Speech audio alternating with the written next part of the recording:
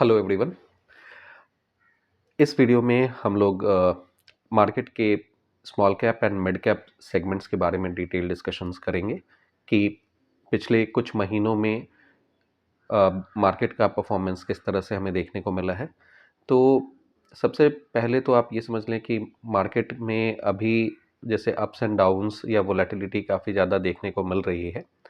Trump administration specially US led जो है बहुत सारा वोलेटिलिटी पंप किया जा रहा है वॉर के सिनारियो के रिगार्डिंग, एक्स्ट्रा टैरिफ के रिगार्डिंग। ये सारी चीज़ें जो हैं, टैरिफ वॉर या फिजिकल वॉर, ये सब मार्केट के लिए काफ़ी ज़्यादा नेगेटिव सेंटिमेंट्स क्रिएट करते हैं। बट स्टिल क्या इस सिचुएशन में हमें सब कुछ छोड़ छाड़ के सारे फंड्स सेल आउट करके बैठ जाना चाहिए? तो ऐसा नहीं है। हम लोग कुछ डेटा की बात करते हैं। डेटा जो है हमारे माइंडसेट को क्लियर करते हैं और हमें एक विजन देते हैं कि हमें किस तरह से वर्क करना चाहिए। तो डेटा पॉइंट्स के बेसिस पे हम लोग आज बात करेंगे। 2025 के अकॉर्डिंग अगर हम लोग नोटिस करें तो 2025 में आप देख सकते हैं कि सेंसेक्स का जो परफॉर्मेंस रहा है उसने 9% का गेन दिखाया है, और अगर आप निफ्टी के परफॉर्मेंस की बात करेंगे तो 10.5% का रिटर्न वहाँ पे आपको देखने को मिल जाएगा। तो सेंसेक्स और निफ्टी में अगर 2025 के हिसाब से देखें तो पॉजिटिव गेन के साथ में बंद हुए हैं। लेकिन अगर अब मार्केट के दूसरे सेगमेंट्स की अगर बात करें, जैसे बीएसई मिड कैप इंडेक्स की अगर हम लोग बात करें, तो बीएसई मिड कैप इंडेक्स अगर आप नोटिस करेंगे तो 140 स्टॉक्स का ये बास्केट है, बीएसई का मिड कैप इंडेक्स। और इसमें अगर आप नोटिस करेंगे तो 86 स्टॉक्स आपको ऐसे दिखेंगे जो कि 2025 में जो है रेड जोन में क्लोज हुए हैं, यानी कि निगेटिव रिटर्न इन्होंने दिया है। बीएसई स्मॉल कैप इंडेक्स की अगर आप बात करेंगे तो बीएसई स्मॉल कैप इंडेक्स, इसका जो बास्केट है इसमें 1186 स्टॉक्स हैं, और इसमें अगर आप नोटिस करें तो अराउंड 871 स्टॉक्स जो हैं वो रेड जोन में बंद हुए हैं, यानी कि निगेटिव रिटर्न दिए हैं 2025 में। वहीं बीएसई 100 की अगर बात करें तो बीएसई 100 में थोड़ा बेहतर प्रोपोर्शन हमें देखने को मिलता है। यहाँ पे बीएसई 100 यानी कि 100 स्टॉक्स का ये जो बास्केट है उसमें से 61 स्टॉक्स जो हैं वो पॉजिटिव में क्लोज हुए हैं, यानी कि पॉजिटिव रिटर्न इन्होंने दिया है 2025 के अंदर में। और 39 स्टॉक्स ऐसे रहे हैं कि 2025 में ओवरऑल इन्होंने निगेटिव रिटर्न दिया है। तो वैसे भी ये देखा जाता है कि जब मार्केट में नेगेटिव सेंटिमेंट्स आ रहे होते हैं, मार्केट जो है थोड़ा नेगेटिविटी झेल रहा होता है, तो small cap and mid cap segments में परफॉर्मेंस थोड़े डाउन होते हैं, और लार्ज कैप सेगमेंट जो है, जो रिलेटिवली ज़्यादा सिक्योर माने जाते हैं, ज़्यादा स्टेबल रॉक सॉलिड फाउंडेशन वाले माने जाते हैं, उनमें जो है इन्वेस्टमेंट बढ़ जाता है। तो ये सारा सिचुएशन हमें देखने को मिल रहा है। और इनफैक्ट ये जो वोलेटिलिटी या नेगेटिव सेंटिमेंट्स वाला जो सिनेरियो होता है, ये टाइम होता है जब आप अच्छे स्टॉक्स को, जो आपके रडार में बहुत समय तक रहे होंगे, जिनका परफॉर्मेंस या फ्यूचर पोटेंशियल ग्रोथ जो है वो काफ़ी ज़्यादा आपको विजिबल हो रहा होगा, उसमें आप इन्वेस्ट करें। ये वो टाइम रहता है। अगेन, ये इन्वेस्टमेंट का कॉन्फिडेंस आप कहाँ से लेके आए? तो ये जो कॉन्फिडेंस आपको मिलेगा, आपको जब आप मार्केट से रिलेटेड स्टडी करेंगे, डेटा पॉइंट्स की बात करेंगे जो कि हम लोग इस वीडियो में कर रहे हैं, उन्हीं डेटा पॉइंट्स से आप इन चीज़ों को देख पाएंगे। तो फिलहाल अभी तो जो हमने डेटा पॉइंट्स देखे हैं उसमें ये चीज़ क्लियर है कि मिड कैप सेगमेंट और स्मॉल कैप सेगमेंट में जो है पेन ज़्यादा देखने को हमें मिला है। जबकि जो बीएसई 100 इंडेक्स है वो हमें ये इंडिकेट कर रहा है कि लार्ज कैप सेगमेंट्स में जो है वहाँ पे इन्फ्लोस जो है वो मेंटेन हुए हैं, या फिर वहाँ पे जो स्टॉक्स के परफॉर्मेंस है वो रिलेटिवली बाकी सबसे ज़्यादा बेहतर देखने को मिला है। अब थोड़ा लोगों के माइंडसेट के हिसाब से जो फंड का इन्फ्लोस है, या उसके बारे में भी हम लोग बात कर लेते हैं। तो फंड के इन्फ्लोस के हिसाब से अगर हम लोग नोटिस करें तो ये जान के आपको हैरानी होगी कि मिड कैप स्कीम्स में अगर आप देखें तो हालांकि मार्केट का परफॉर्मेंस 2025 के अंदर थोड़ा सा डाउन डाउन सा देखने को मिला है। हालांकि ओवरऑल निफ्टी और सेंसेक्स जो है वो पॉजिटिव स्ट्रेंथ हमें शो किया है। अगेन, निफ्टी और सेंसेक्स जो है वो बेसिकली लार्ज कैप स्टॉक्स का ही बास्केट है, तो इसके हिसाब से भी आप समझ सकते हैं कि वहाँ पे परफॉर्मेंस रिलेटिवली सेफर ऑप्शंस में आने के कारण से भी ये परफॉर्मेंस हमें देखने को मिला है। मिड कैप स्कीम्स में अगर हम फंड इनफ्लोज की बात करें तो लगभग 50,000 करोड़ जो है रुपीस जो हैं वो 2025 के अंदर में मिड कैप स्कीम्स को मिले हैं। और ये 2024 के मुकाबले अगर आप नोटिस करेंगे तो 46% का इजाफा है। तो एक बड़ा नंबर्स यहाँ पे बड़े नंबर से बढ़ोतरी हमें देखने को मिली है मिड कैप स्कीम्स में। लगभग 50,000 करोड़ का इन्वेस्टमेंट 2025 के अंदर में 50% अप 2024 के मुकाबले। वहीं स्मॉल कैप स्कीम्स की अगर हम लोग बात करें तो 52,300 करोड़ के आसपास में जो है 2025 के अंदर में जो है इन्वेस्टमेंट इसमें मिला है। यानी मिड कैप स्कीम्स से ज़्यादा फंड फ्लोज जो है वो स्मॉल कैप स्कीम्स के अंदर में हुआ है। और ये अगर आप 2024 के मुकाबले देखेंगे तो 53% जो है वो अप है 2024 के मुकाबले। यानी कि 53% फंड का एलोकेशन ज़्यादा हुआ है स्मॉल कैप स्कीम्स में।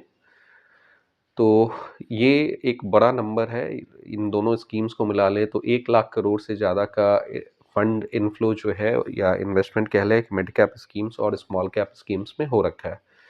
अगर आप डेटा की बात करेंगे तो 2025 के अंदर में इक्विटी सेगमेंट में टोटल 3.5 लाख यानी कि 3.51 लाख करोड़ जो है वो 2025 के अंदर में इक्विटी सेगमेंट में फंड का इनफ्लो हुआ है। और इस टोटल इनफ्लो में से आप देखें कि 1 लाख करोड़ जो है वो आपका equity oriented small cap index and small cap schemes and mid cap schemes में आया है।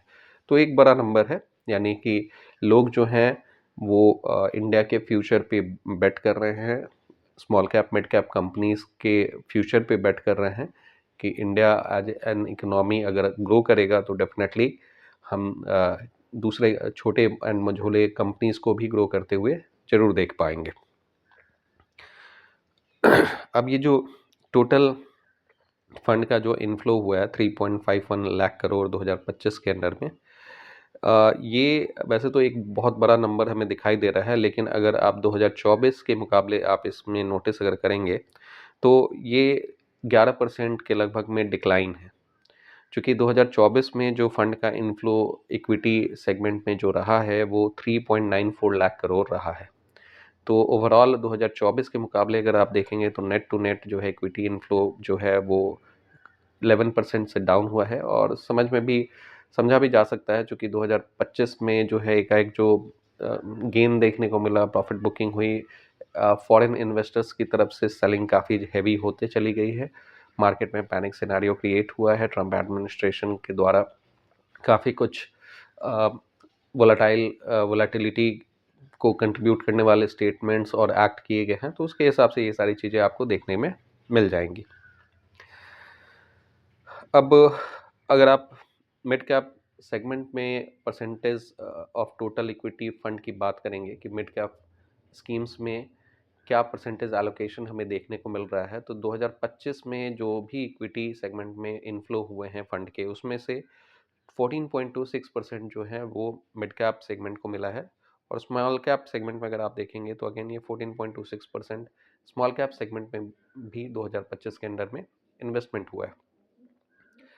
वही 2024 में मिड कैप सेगमेंट की बात करें तो जो टोटल इक्विटी इनफ्लो था उसमें से मात्र 8.7% ही जो था वो आपका मिड कैप सेगमेंट में आया था। जबकि स्मॉल कैप सेगमेंट में अगर आप बात करें तो 8.68% 2024 के अंदर में फंड जो था टोटल इक्विटी इनफ्लो का आया था। हालांकि अगर आप इसको 2023 के डेटा से कंपेयर करेंगे तो वो थोड़ा ज़्यादा इंटरेस्टिंग दिखेगा क्योंकि 2023 में 14.18% जो था वो मिड कैप सेगमेंट में इक्विटी इनफ्लो था टोटल फंड का। और अगर आप स्मॉल कैप स्कीम्स में देखेंगे तो 2023 के अंदर में 25.4%, ये काफ़ी ज़्यादा है। यानी 25% से ज़्यादा का एलोकेशन जो है, जो भी टोटल फंड इक्विटी सेगमेंट में आए थे 25% से ज़्यादा केवल स्मॉल कैप में आ गए थे। हालांकि 2023 के अंदर में जो टोटल इक्विटी सेगमेंट में इनफ्लो की अगर आप बात करेंगे तो वो मात्र 1.62 लाख करोड़ था। तो यहाँ से डेटा का एनालिसिस करके आप एक चीज़ समझ सकते हैं कि यहाँ अब लोग जो हैं बेहतर रिटर्न की तलाश में फंड जो है इक्विटी सेगमेंट में लेके आ रहे हैं। चूँकि 2023 में 1.62 लाख करोड़ से अगर हम 2025 में 3.51 लाख करोड़ इक्विटी सेगमेंट में अगर फंड आते हुए देख रहे हैं, तो डेफिनेटली ये बता रहा है कि अब जो है इंडियन हाउस होल्ड्स जो हैं वो ट्रेडिशनल सेविंग स्कीम्स से निकल के मार्केट लिंक्ड प्रोडक्ट्स में, स्पेशली इक्विटी ओरिएंटेड प्रोडक्ट्स में जो है इन्वेस्ट करना चाह रहे हैं, बेहतर रिटर्न की तलाश में वो हैं। इसके अलावे अगर आप दूसरे ट्रेंड की अगर आप बात करेंगे तो इंटरेस्टिंग ये है कि पिछले 16 महीने में मोर और लेस लगभग रिटर्न जो है आपको बहुत खास देखने को नहीं मिल रहा है, लेकिन फिर भी यहाँ पे जो देखने को मिल रहा है कि फंड से विड्रॉल आपको विजिबल वे में देखने को नहीं मिल रहा है, यानी सिग्निफिकेंट विड्रॉल जो है यहाँ से देखने को नहीं मिल रहा है, चाहे वो मिड कैप सेगमेंट है या स्मॉल कैप सेगमेंट। यानी कि लोग जो है लॉन्ग टर्म के हिसाब से चीज़ों को सोच रहे हैं, और जो फंड आ रहा है वो ज़्यादातर एवरेज आउट स्कीम्स को जो है एवरेज आउट करने में भी जा रहा है। फॉरेन इन्वेस्टर्स जो हैं वो आप अगर नोटिस करेंगे तो जो ट्रेंड है वो यही दिखा रहा है कि फॉरेन इन्वेस्टर्स इन सेगमेंट से अभी दूरी बनाए हुए हैं, small cap mid cap segments से। लेकिन जो डोमेस्टिक इंस्टीट्यूशंस हैं या फिर जो इंडिविजुअल इन्वेस्टर्स हैं वो आपके इन सारे सिस्टम में जो हैं small cap and mid cap schemes में जो हैं वो बने हुए हैं, और एसआईपी इन्वेस्टमेंट, लमसम इन्वेस्टमेंट के हिसाब से जो है अपना पोर्टफोलियो में इन्वेस्टमेंट लगातार मेंटेन किए हुए हैं। अभी जो मार्केट में सिनारियो क्रिएट हुआ है, बहुत सारे लोगों के जो इंडिविजुअल पोर्टफोलियो हैं वो 20 से 30% तक डाउन आपको दिखेंगे। हालांकि अगर आप small cap mid cap mutual funds की बात करेंगे तो जो खराब से खराब म्यूचुअल फंड भी जिन्होंने परफॉर्म किया है वो इधर के साइड में अगर देखें तो 5-6% से ज़्यादा का नेगेटिव रिटर्न उसमें नहीं दिखेगा। तो वैसे लोग जो कि इक्विटी इन्वेस्टमेंट में, डायरेक्ट इक्विटी इन्वेस्टमेंट में बहुत ज़्यादा प्रो नहीं हैं, मार्केट को बहुत अच्छे ढंग से समय नहीं दे पा रहे होते हैं, बहुत एनालिसिस नहीं कर पाते हैं, तो वो डायरेक्ट इक्विटी पार्टिसिपेशन से बच सकते हैं। जो बेहतर यही होता है कि वो म्यूचुअल फंड के माध्यम से जो है अपना इन्वेस्टमेंट, अपना वेल्थ क्रिएशन पे फोकस करें। चूँकि म्यूचुअल फंड में भी अगर आप देखेंगे तो हमने यहाँ पे कई वीडियोस डाले हैं जहाँ पे टॉप म्यूचुअल फंड के बारे में डिस्कशन हुआ है, स्मॉल कैप सेगमेंट में, मिड कैप सेगमेंट में, इवन लार्ज कैप सेगमेंट में। तो वहाँ हमें ये देखने को मिला है कि अगर एक सिग्निफिकेंट लॉन्गर ड्यूरेशन 3 साल या इवन 5 साल का भी एवरेज रिटर्न अगर हम लोग देखें तो इवन म्यूचुअल फंड भी जो है वो लार्ज कैप में 15% से ज़्यादा हमें देखने को मिल जाता है, mid cap and small cap में 20% के लगभग में हमें लॉन्गर ड्यूरेशन में स्पेशली 3 से 5 साल के एवरेज रिटर्न के हिसाब से हमें देखने को मिल जाता है। तो ये सारा सिनेरियो है। अब आप किस तरह से अपना पोर्टफोलियो अलाइनमेंट सोच रहे हैं, मार्केट में आपका पार्टिसिपेशन का स्तर क्या है, आप जो है यहाँ पे शेयर कर सकते हैं। अपने फियर फैक्टर को भी यहाँ पे आप पुट कर सकते हैं। अगर आपको लगता है कि यहाँ से कुछ वैल्यू आपको मिला है तो आप इस वीडियो को लाइक कर सकते हैं, इस चैनल को सब्सक्राइब कर सकते हैं। आपके कुछ क्वेरी या सजेशंस हैं तो वो भी आप नीचे कमेंट बॉक्स में ज़रूर मेंशन करें। Thank you very much for your participation.